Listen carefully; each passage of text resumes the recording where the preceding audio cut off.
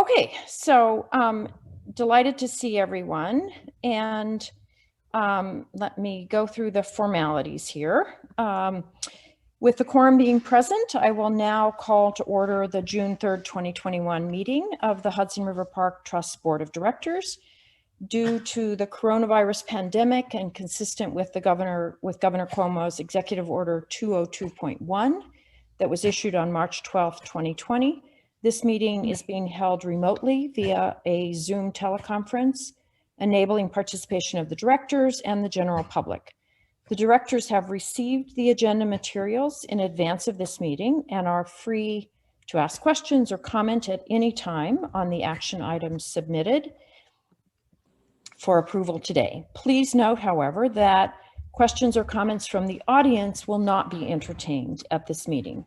I note that the board memos and resolutions prepared by the trust staff that are on today's agenda have been posted on the trust website in the link entitled Board Meetings, Bylaws, and Other Materials under Board Agendas and Minutes, and thus are available to the public.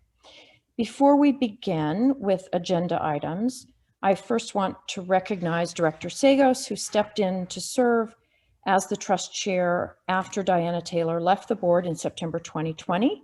Under Basil's leadership, the trust has completed designs and commenced procurement of the construction contracts for both Gansevoort Peninsula and Pier 97.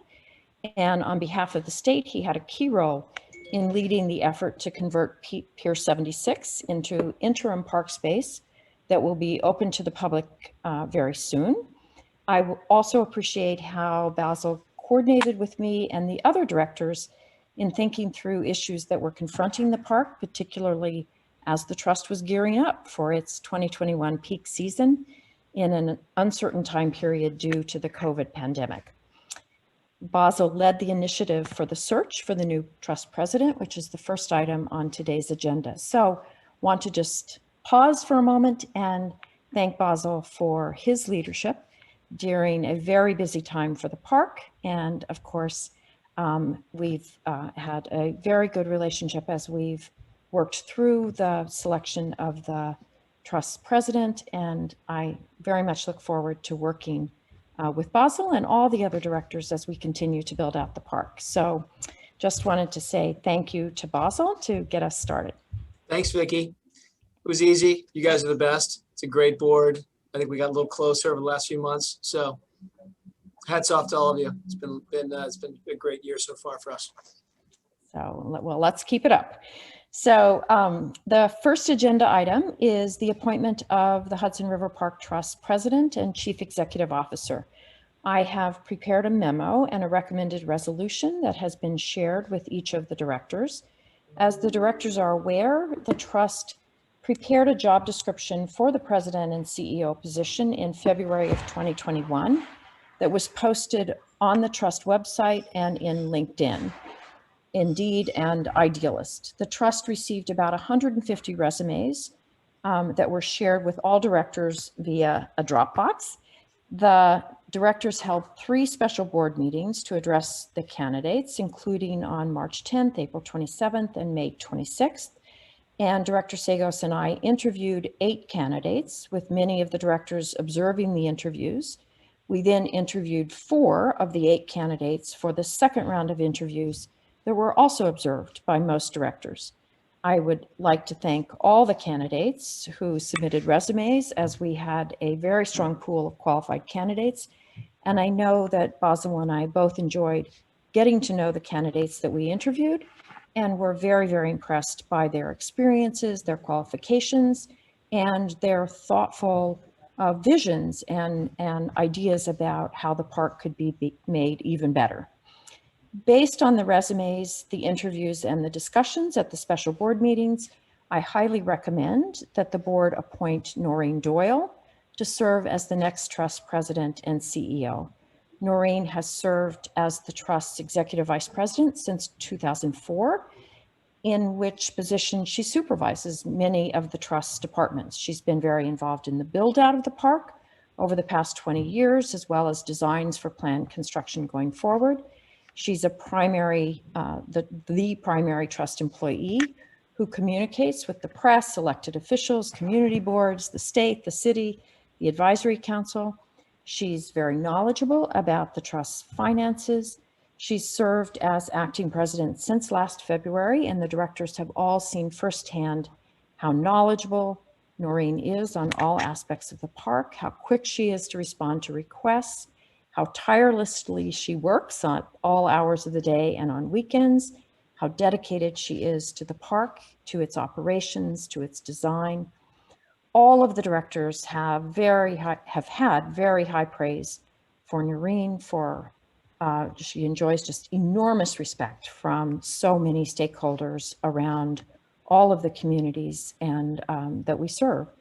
So I therefore am very pleased to recommend and to seek board approval to appoint Noreen Doyle as President and Chief Executive Officer of the Trust, and to hold that position in accordance with the Trust bylaws.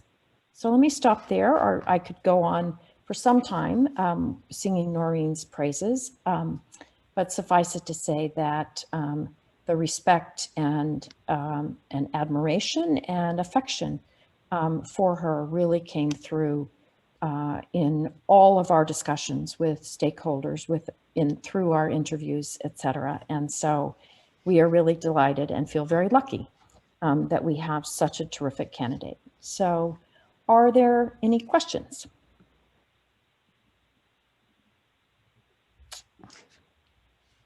Hearing none. Vicki, I actually have a question. Is Noreen crazy enough to take the job? She still has to accept us. That's the only flaw in her that we could see, is that maybe she's a glutton for punishment. But I am thrilled for Noreen. I am thrilled for us, and I am thrilled for all users of Hudson River Park. I'll shut my mouth now. Well said. Okay, so I will now call for a motion to appoint Noreen Doyle as the Trust President and Chief Executive Officer. So moved. Move. Second? Absolutely. Second. All in favor? Aye. Aye. Any opposed? The motion is approved. Congratulations, Noreen. We so look forward to working with you. Yes, and thank you to the chairs for running a really great process. It was, I thought, very thorough and really well organized and thoughtful. Thank you, Pam. So there are 5 items on the consent agenda for our meeting today. Approval of the minutes and ratification of the actions taken at the March 25th, 2021 meeting of the Hudson River Park Trust Board of Directors, ratification of a second contract amendment with Public Works Inc. and Dima Productions LLC for Blues Barbecue Event Production Services. Third, authorization to extend the contract term with Wilson Conservation LLC for the conservation of a private passage sculpture. Fourth, ratification of contract amendment with Operation Inc. for payroll services. And fifth, ratification and adoption of the 2021 investment guidelines. Unless anyone has any comments, I will call for a motion to approve all 5 items on the consent agenda. Any questions, comments? Hearing none, do I have a motion to approve all the items on the consent agenda? So moved. Second? Second. All those in favor? Aye. Aye. Aye. Any opposed? Any abstentions? The motion is approved.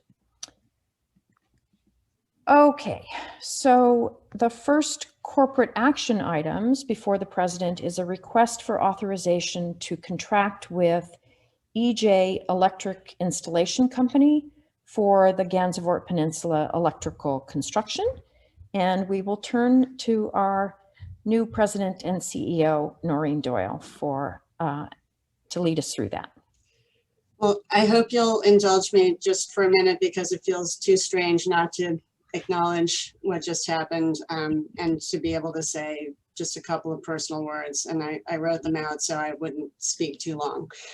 But I would like to say thank you for putting your faith in me.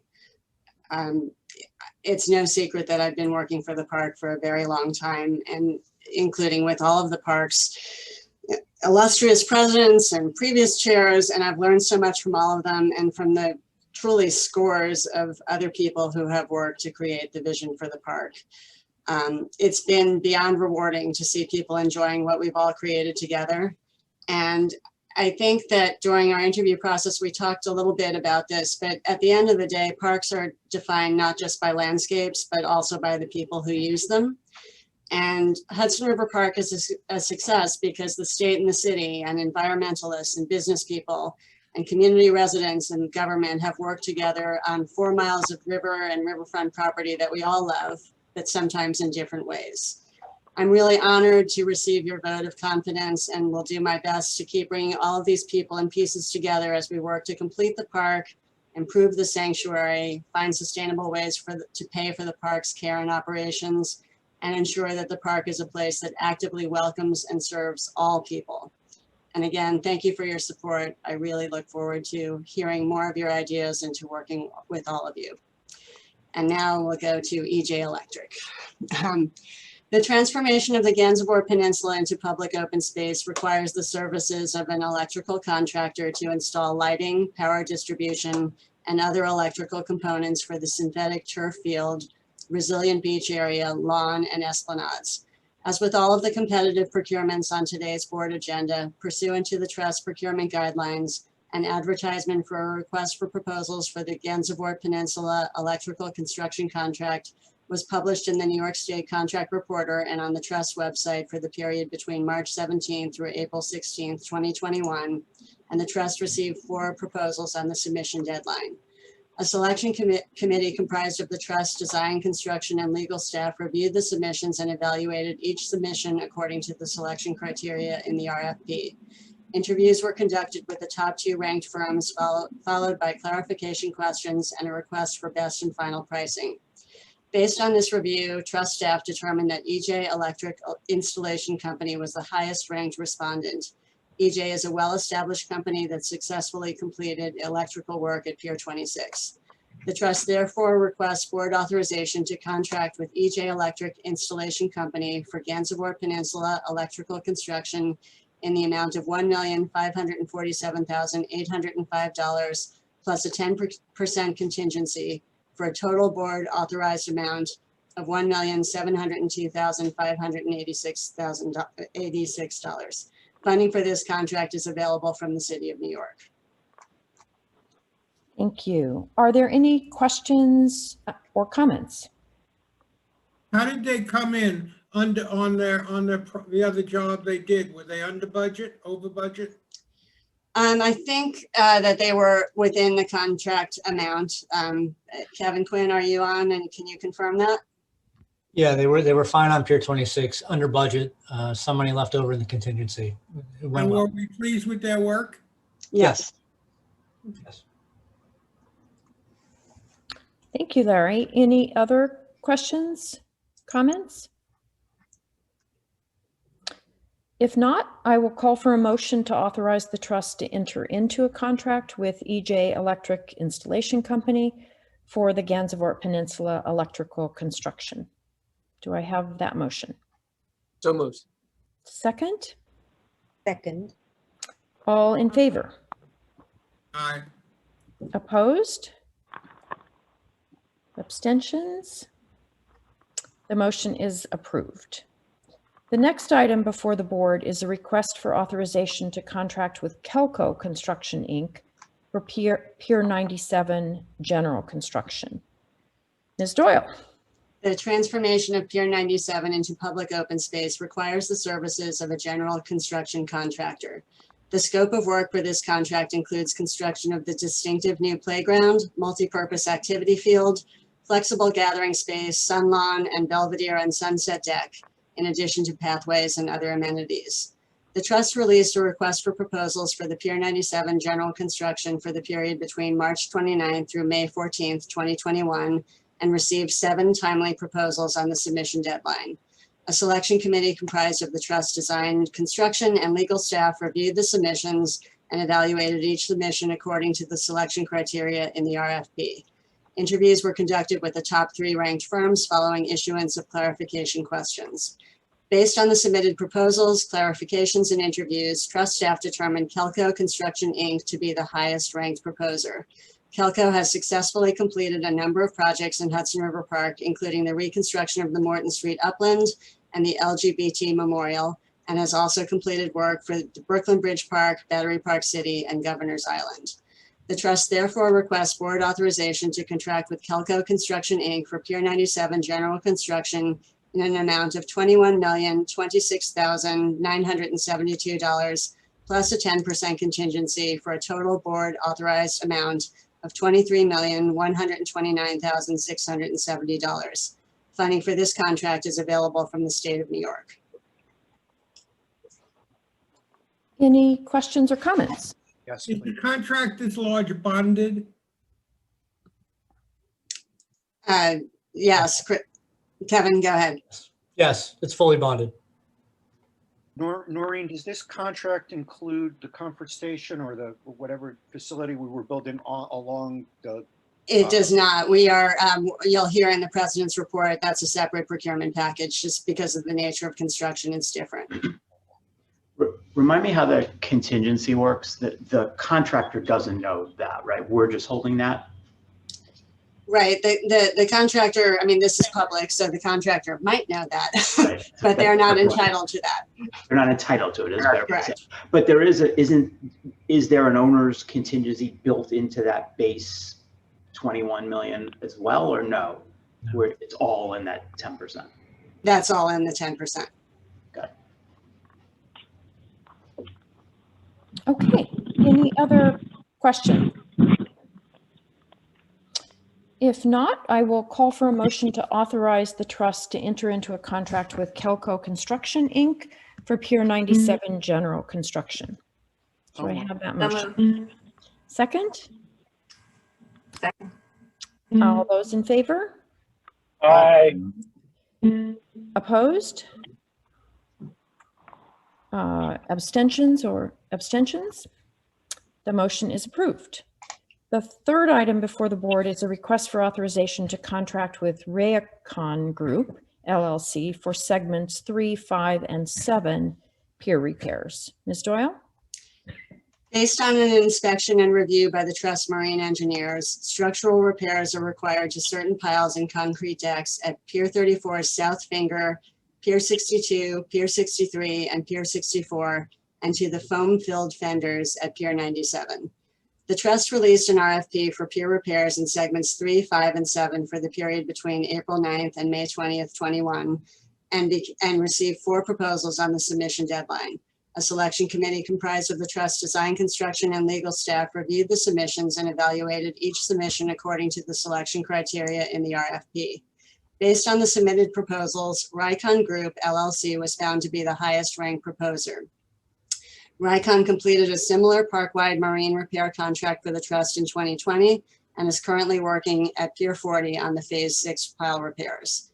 The trust therefore requests board authorization to contract with Reacon Group, LLC for segments 3, 5, and 7 pier repairs and such other marine repairs as may be identified as necessary in an amount not to exceed $1,882,525 plus a 10% contingency for a total board authorized amount of $2,070,778.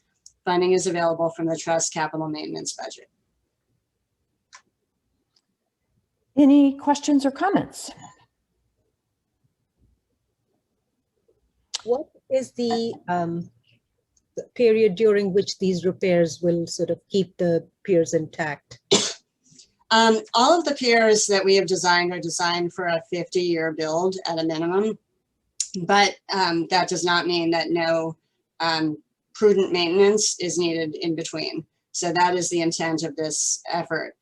Pier 34 was built by the Port Authority before the park was created, and so that pier has a different type of construction than what we normally do. It's got steel piles actually, which we've used but selectively.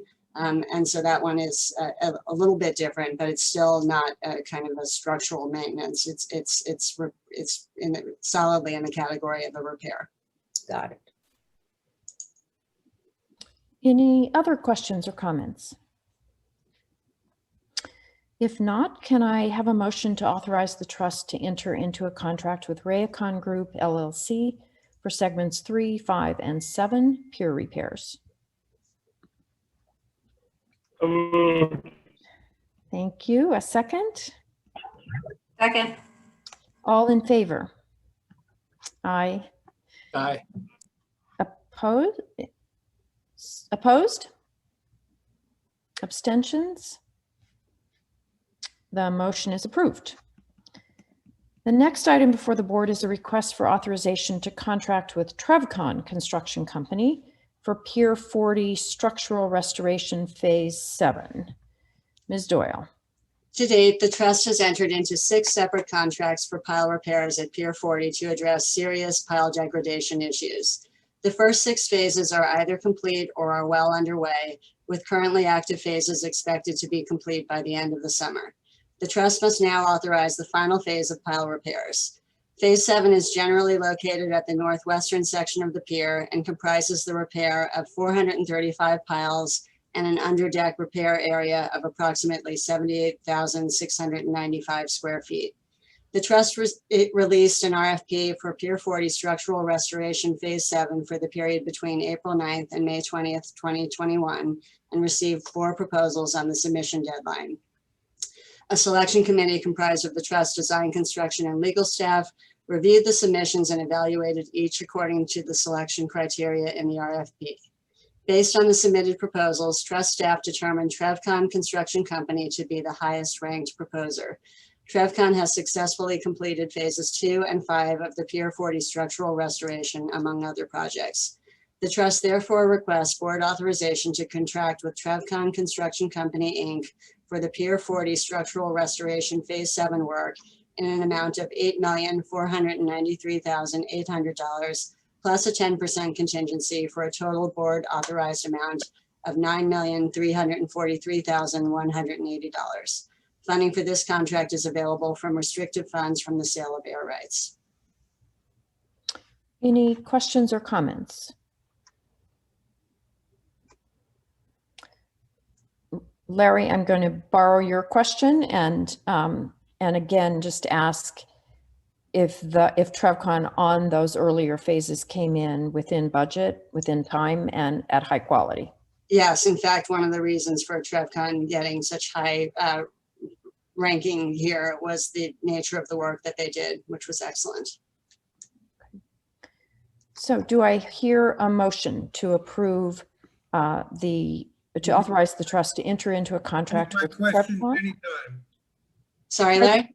I said you can use my questions anytime. I'm Yep. on it. Thank you, Larry.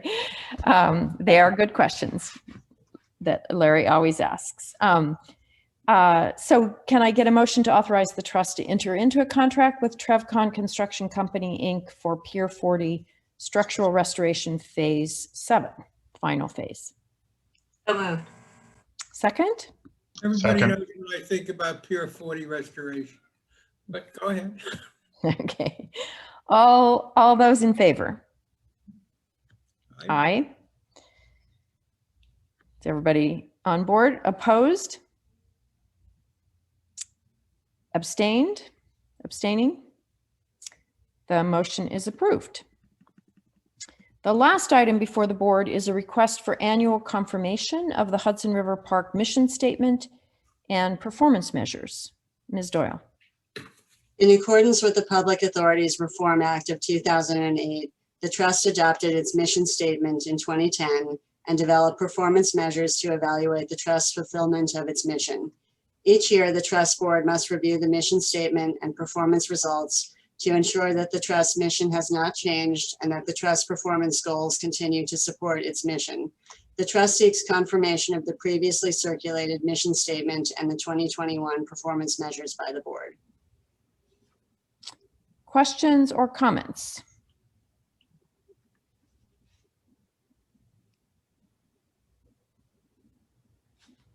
this may be an area that we want to dig into more over the next year. We certainly had discussions during the selection of the president about our mission statement and that kind of thing. So it may be something that we want to dig into over the following year. But do I have a motion to confirm the Hudson River Park mission statement and the annual performance measures? I so move, but I agree that this is something that's worth a little conversation coming up in the next few months. Second? Second. Second. Okay, all those in favor? Aye. Aye. Opposed? The motion is approved, and we will take up that issue, Larry and others, over in coming meetings, okay? So that completes the board action items for approval today. And I would now like to ask Ms. Doyle to present the president's report. By any measure, the last several weeks have been remarkable for Hudson River Park. Within a span of 5 days, 2 monumental projects, both achieved through exceptional philanthropic support, opened within just a few blocks of each other. 20 blocks north, State Parks is nearing the finish line on Pier 76, which will open to the public as interim public open space shortly. Our draft estuarine sanctuary management plan was released for public review and comment. Staff is working with the Tribeca Film Festival on plans to screen films at Pier 76 later this month, not to mention dozens of free programs throughout the park this summer. Tenants have reopened for business as COVID recovery continues, and our operations, safety, and horticultural staff seems busier than ever as we take on new challenges associated with operating and constructing more public open space. Between our March meeting and today, the board has approved approximately $60 million in construction and capital repairs contracts, and there is more on its way shortly. Most of these achievements have taken years to plan, and it's a testament to our incredible staff, our board, the governor, the mayor, and scores of park partners that we have reached these milestones. On May 17th, the Whitney Museum of American Art hosted a dedication and celebration ceremony for Day's End, an ephemeral stainless steel sculpture by David Hammonds installed on the southern edge of the Gansevoort Peninsula. Day's End takes its name from Gordon Meta Clark's 1975 artwork of the same name at the former Pier 52 pier shed, and is located in the identical location and with the identical dimensions of the original pier shed building. If you've not yet done so, I hope you'll be able to see this marvelous gift to Hudson River Park and New York soon.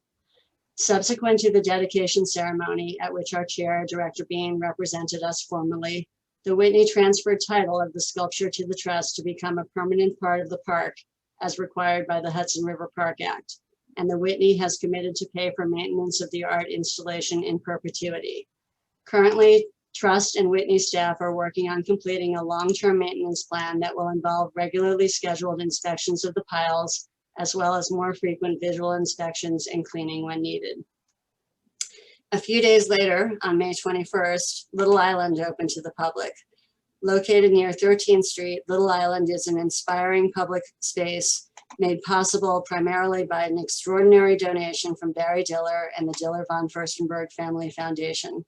Most of you were able to tour Little Island before it opened, so you saw and experienced the pier's lawns, winding pathways, views, and botanic beauty yourselves. I can't compete with Michael Kimmelman and many of the other journalists who've written so eloquently about the design, and I won't try, but I hope you've all found time to read some of the articles and reviews we've shared.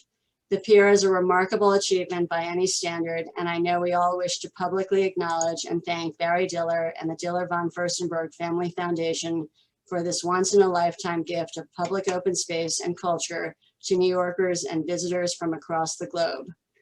Beyond Mr. Diller and his family, Governor Cuomo and Mayor de Blasio also deserve our gratitude, with both contributing to the public's share of construction costs. Governor Cuomo also led the effort to get the project back on track after a difficult period of litigation, and the funding that the state and city have committed for the construction of the Gansevoort Peninsula, Pier 97, and Tribeca Habitat Enhancements Project is a direct result of this leadership.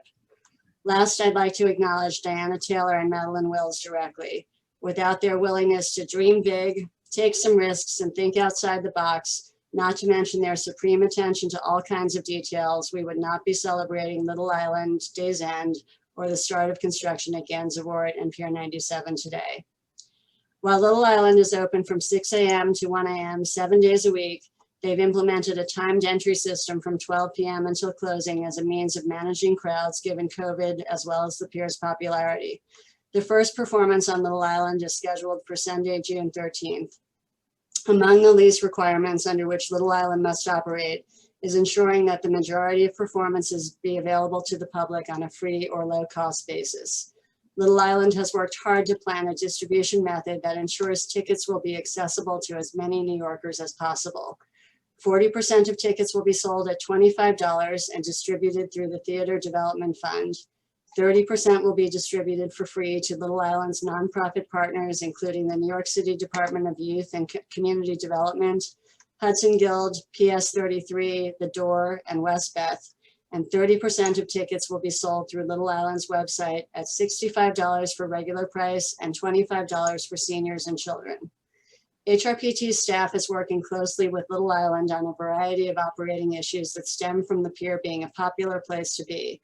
And together we spoke with our advisory council earlier this week about some of them.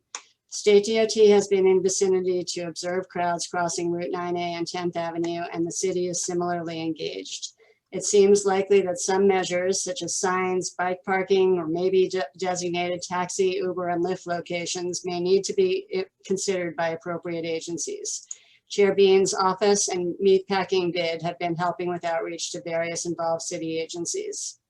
This seems like a good place to pause to ask for comments or questions.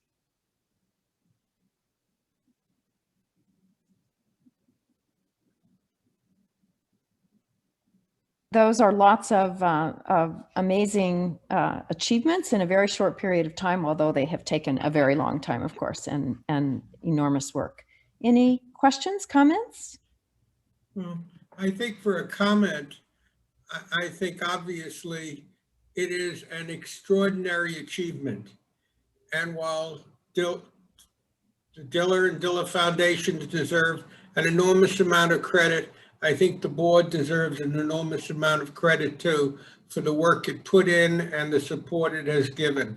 And I particularly think Diana and Madeline do deserve a great deal of credit, and Noreen deserves a great deal of credit for what they did. It has occurred to me that between Little Island and what we're planning to do with the estuarium and the estuary shortly, with this other things, the park is going to become even infinitely more popular than it is now, and we'll have lots of wonderful work to do. That's all. Terrific. Anyone else with questions or comments?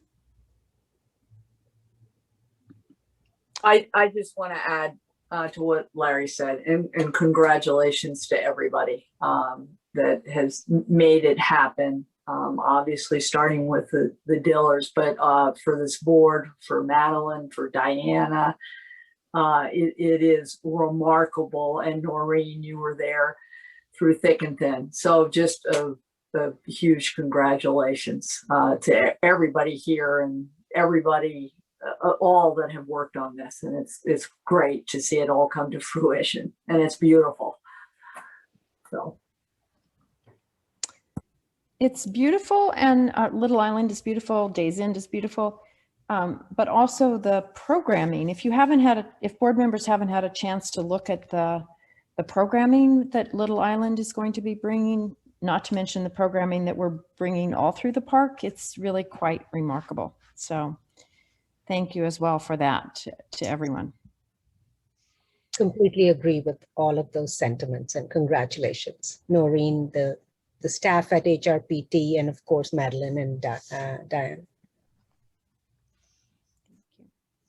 Well, thank you. I mean, so many people worked on this, and it got, honestly, I also reached out to the community leaders that provided really key support for this out of the box exceptional idea. And that was important too. So, so I think everyone deserves gratitude and acknowledgement for this.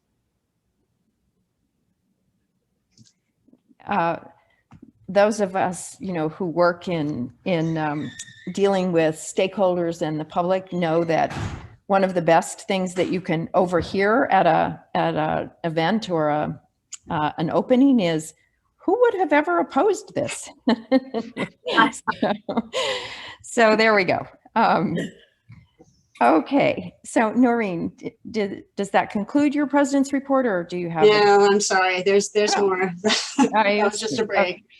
I'll give you a design and construction update now. So at Pier 26 near West 35th Street, State Parks continues to make swift progress on the process of converting Pier 76 to interim public open space, and the trust expects the pier to be open to the public very soon. The trust and community appreciate the leadership of Governor Cuomo, Commissioner Kulisade, and their staffs in facilitating the removal of the NYPD tow pound and opening of the new interim park for the public. We also appreciate New York City, including NYPD, for cooperating in the process of transferring the premises to state parks and for providing considerable initial information and support on the ins and outs of the pier building before the demolition process could occur. State Parks, along with the Office of General Services, has worked long hours to create what is sure to be a popular new space for the community to enjoy.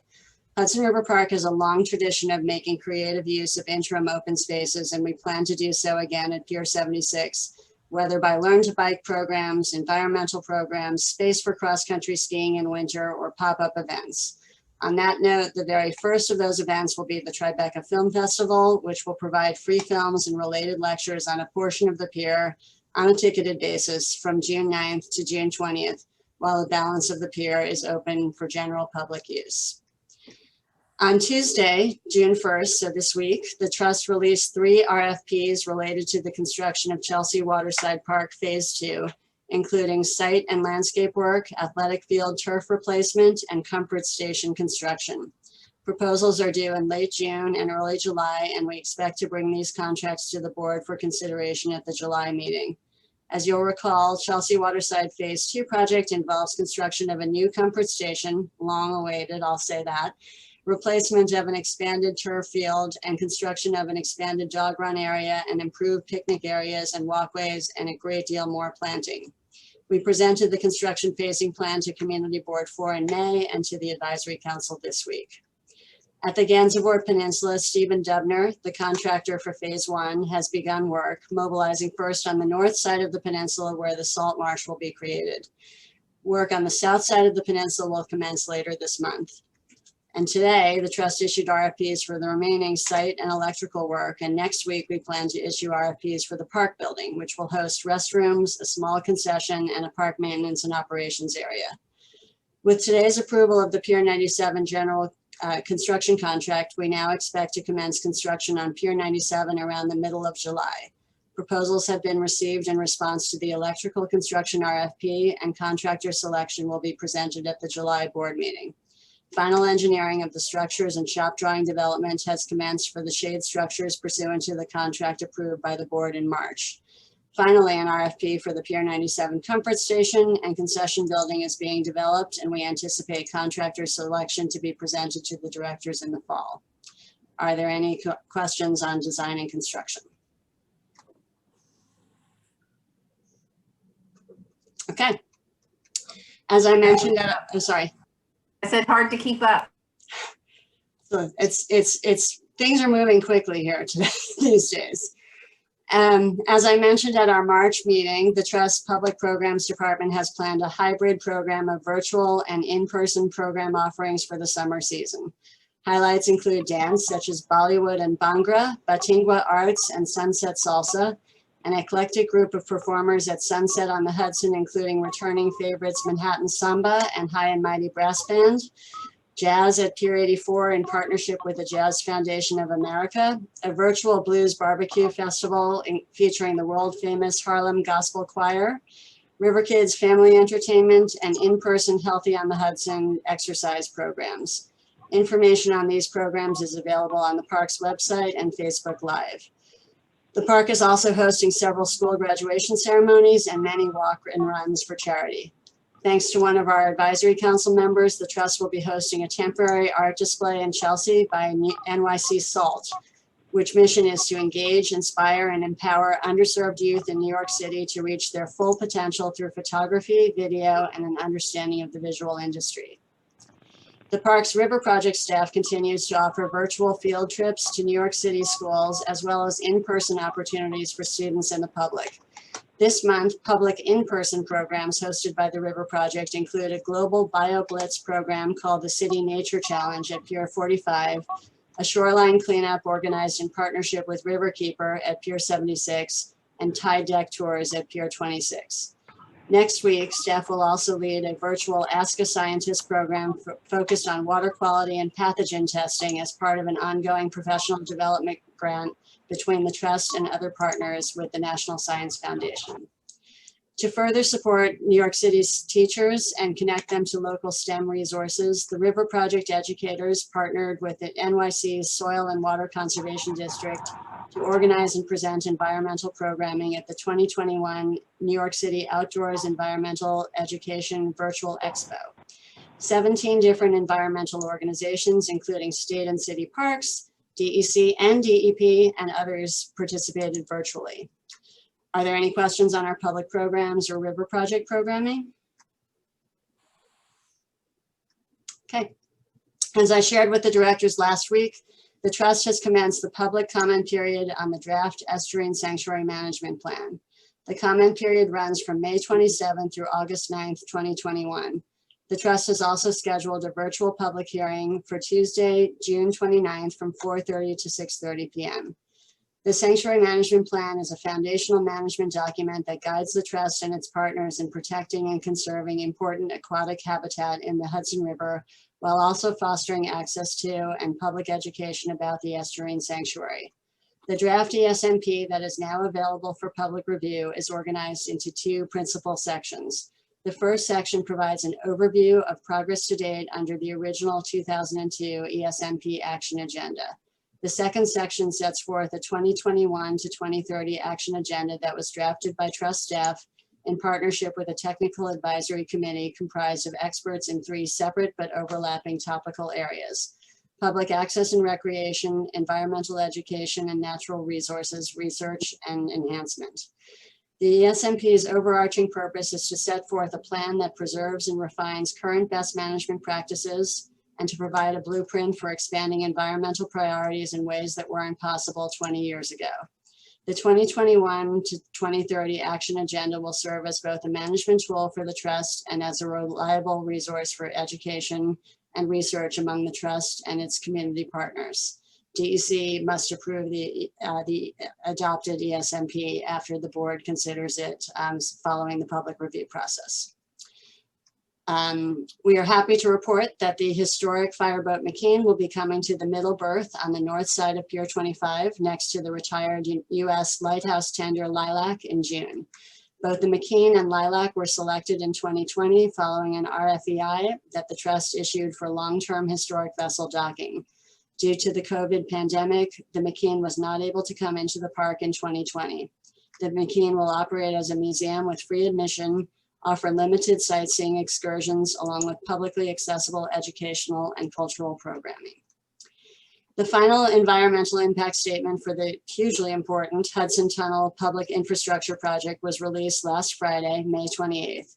As you may recall from a few years ago, the project involves construction of a new two-track rail tunnel connecting New Jersey to Penn Station under the Hudson River, along with new railroad infrastructure in New Jersey and New York, connecting the new rail tunnel to the Northeast Corridor, as well as rehabilitation of the existing Northeast Corridor tunnel beneath the Hudson River.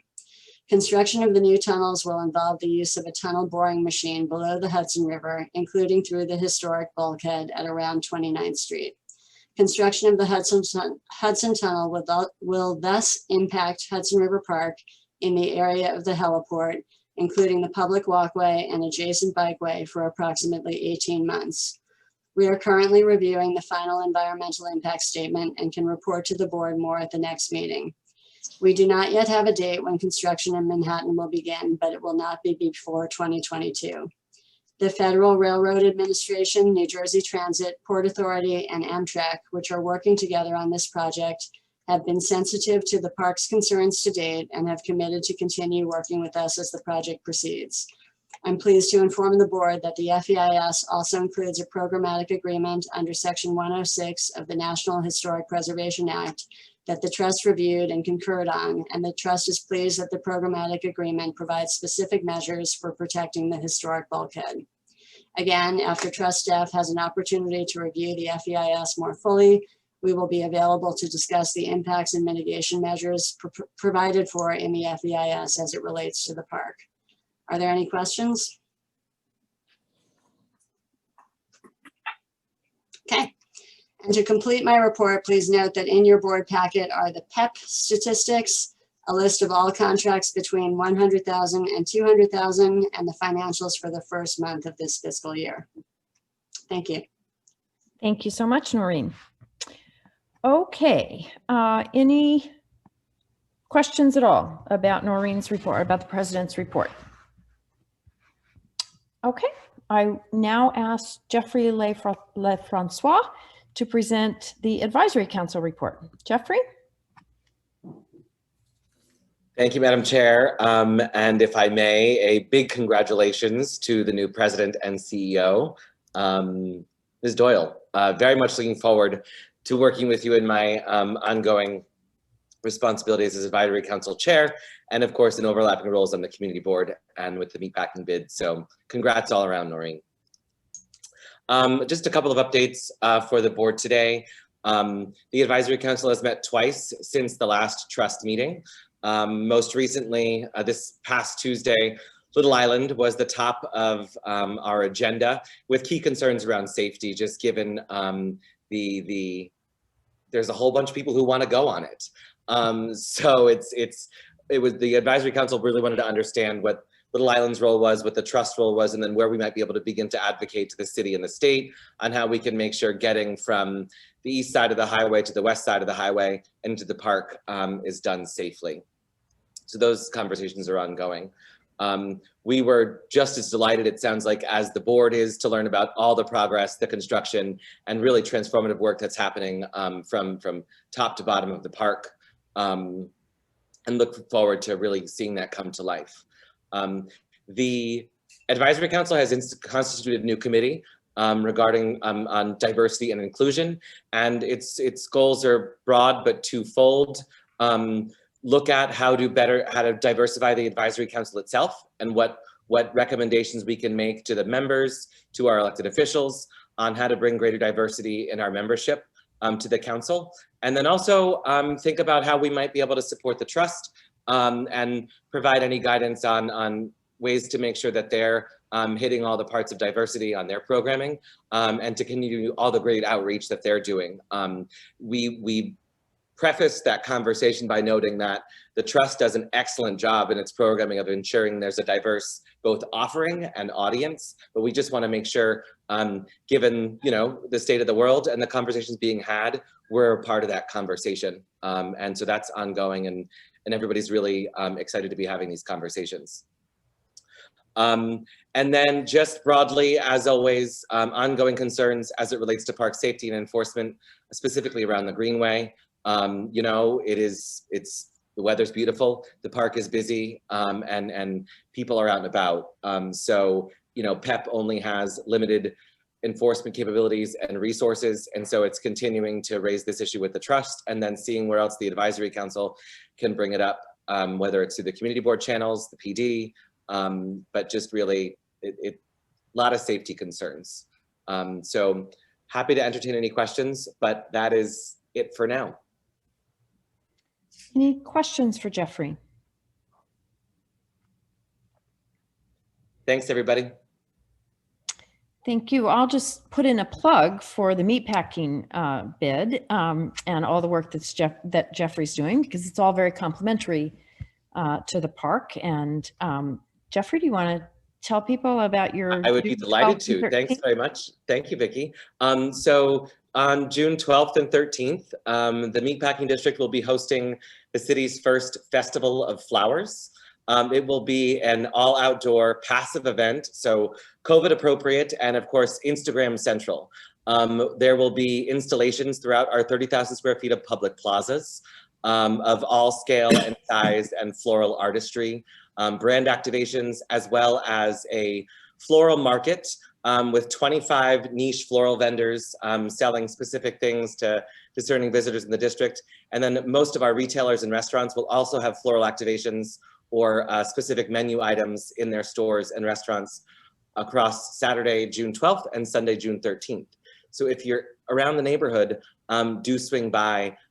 It promises to be a really great event and one we're looking to celebrate, not just for the district, but for the city on the whole. So thank you, Madam Chair, for that indulgence. No, and I think all of those things that bring people over to the west side, they'll end up in the park, and it will be to everyone's advantage. So thank you for all you're doing. Thanks. Okay, and now I ask Connie Fishman to present on behalf of the Hudson River Park Friends. Thank you. First, congratulations, Noreen. An excellent choice, though I question your sanity. And almost as high congratulations, actually, for issuing the once every 10-year Estuarine Sanctuary Management Plan. For those who didn't read this phone book size report, I think this is the second or third that's been issued in the history of the park, and really speaks to the park's mission as an environmental steward. And I think in particular, the choice of Noreen as the new president and CEO will capitalize on that as much as possible, because as we all know, she is truly an environmental steward of, the Hudson River in particular, but also just that is where so much of her expertise lies, and I think will be a huge asset to the park and the community. As for Friends, we have received a small grant working with the Central Park Conservancy Partnerships Institute to work on our own board development, expansion, engagement, and diversity. This is work that takes place with 8 other institutions nationally. We have bi-weekly meetings. They provide all the services of some very high qualified consultants and a small monetary award. So we're looking forward to internally working on some of these issues at Friends. We're also working on the Hudson River Park Gala, which will be October 7th, honoring Madeline Wills and Google as this year, 2 of this year's honorees. It will be in person, outdoors at Pier 62 for cocktails, and indoors at Pier 60 and Chelsea Piers. We have already raised about 1/3 of the revenue goal for this year. Our audience is 500 rather than 1,000 because of COVID, and we're working on completing the program decor and fundraising for the event over the next 4 months. The response so far from our audience is very positive. I think people are just sort of desperate to go out and see people in person again. And in particular, this is the kind of event that attracts the same people year after year. So it's the one place that they all like to get together. We're also raising the final $1 million out of the 3.5 for the Pier 26 Science Play Area. The goal is to complete that fundraising by the end of the year, and this year's gala auction and small donations that come through for people who can't attend will all go towards the capital campaign. And finally, I want to thank Michael Q and Rose Harvey for meeting with us to discuss their particular fundraising expertise. These meetings have been extremely productive. I would like to thank Michael specifically for actually lending us his mother, who is an incredibly effective and successful retired fundraiser who happens to live not that far from the park, and who is going to become one of our new volunteers, already more successful than almost any of the others we've had. So that's very exciting for us. And I like the fact that it sort of is a tie between us and the trust in a new sort of different way. That's all for me right now, other than to just say again, congratulations, Noreen. And, you know, the first 3 or 4 rounds are on me. Thank you, Connie. Any questions for Connie? Thank you, Michael, for lending your mother. That's really, that's above and beyond service there. So, right? So, Sounds like a Rodney Dangerfield joke, I think. Well, you know, I should thank the Friends for frankly taking her off my hands for a little bit. That's, I just set that up for you. I'm going to tell that to her, Michael. That's right. You go way back. Yes. Way back. This meeting is being recorded. okay. Right. Okay. Thank you so much, Connie, and thank you for that that fundraising success. So, is there any further business? Anyone have anything else? If not, may I please have a motion to adjourn? So moved. Second? Second. All in favor? Aye. Opposed? Okay, thank you all. Congratulations to Noreen. We so look forward to working with you and to all the good that you will do with the incredible team at the Hudson River Park Trust. So Thank you welcome all. in your new role, and congratulations, and thank you all. And thank you to everyone who was involved in the selection process, which was a lot of time and a lot of thought that went into it. So thank everyone for that. Okay, enjoy the park, enjoy all that it has to offer, and all the surrounds. So thank you all so much. Thank you, Madam Chair. Congratulations. Thank you. Bye-bye. Thank you and Basil for the excellent way you chaired that process. I really, really appreciate it. Thank you all. Really appreciate your support.